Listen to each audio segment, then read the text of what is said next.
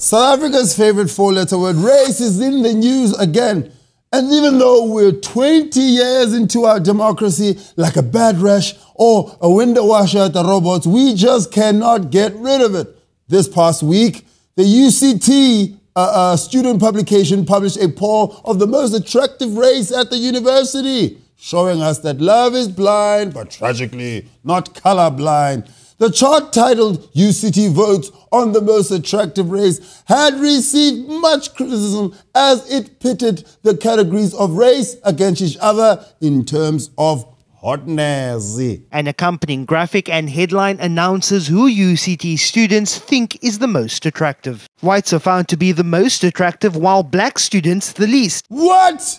Black people the least attractive? This can't be right. What kind of poll is this? You know what? Forget the chart. I want to hear from the horse's mouth. When you have an opinion of this nature which seeks to put one race above another, where you are pushed to answer whether, if not this race, which one is more attractive to you, that presents a problem. To drive your point, I think you should have brought the most attractive guy in your organization. Please, guys, please, man, let's work together here.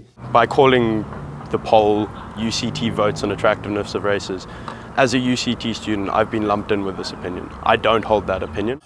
This doesn't represent me, I'm just trying to finish my socio-economic paper, brother. I'm not worried about it. I've been here for 2 years, but I think, okay, white people are hot, I guess, but then black people are also hot. But we have to admit that black people are hot is an afterthought, my sister. You are stuttering there.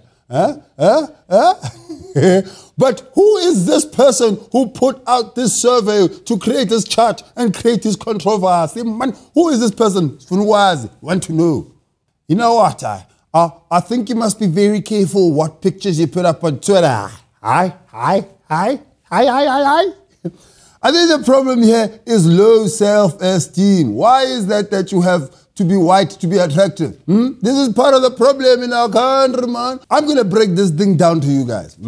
Now, if every one of those people voted for themselves, everyone would have had the same number of votes in the pie, right? So essentially, white people voted for themselves and everyone else voted for white people, just like the voting in the Western Cape. Apartheid did a number on South Africa. In fact, this past week, Minister in the Presidency, Trevor Manuel, told reporters at the Government Leadership Summit in Pretoria that they should take responsibility for their actions. He said, "We should no longer say it's apartheid's fault. We should get up every morning and recognize that we have a responsibility." But I understand what he's saying, because these days comrades be blaming apartheid for all kinds of things instead of using apartheid to motivate them to change the present. Apartheid is being misused. What do you think, South Africa? No school books in Limpopo? Apartheid. Double NPT on bail? Apartheid. Back-acting on generations? Apartheid. So, in studio today, we have, no, well, not in studio, we have someone with the expertise to maximize on apartheid while we can, because this thing is running out. Just watch this thing and decide for yourself if you want to use this guy or not. Hello, I'm Chris Forrest, and for the past few years, I've been hosting the How to Make the Most of Your Apartheid 2-day seminar, where we've helped thousands of South Africans to milk the out of this apartheid thing. Have you found yourself under siege by white people wanting you to pay for services you can't afford? Or lambasting you for being late for meetings that happen at unreasonable hours, like 10 in the morning? Well, I know exactly how you can get your own back. Blame apartheid. In my seminars, I don't only teach people to blame apartheid, but I also teach them how to use this great weapon to hurt white people where it hurts the most, their pockets. But after only a few days of attending my seminar, blaming apartheid will just roll off your tongue. Here are some satisfied customers who have attended my seminars. I own an Italian restaurant, and one day these white customers came and they ordered pasta, but we do not have any spoons or knives or those things.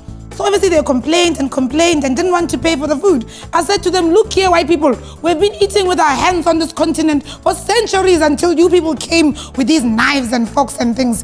Your refusal to eat this food with your hands shows a disregard for our culture, and it's a perfect reflection of your apartheid mentality. They ate that spaghetti with their hands and never complained again, never. In my seminar, I don't only teach people to use apartheid on white people. We're living in an evolving society. You'll discover new ways of blaming apartheid. Listen to Jabu's experience. I used to be a terrible lover. My wife even threatened to leave me for another man because she was saying I was not making her happy in bed. I said to her, "You are adopting Eurocentric ideas of love adopted from imperialist publications such as the Cosmo and Marie Claire, brought to our shores by the white man, and a direct result from that apartheid. Now we are still together." There you have it, South Africa. Find new ways to blame apartheid and get ahead in life by coming to my 2-day seminar.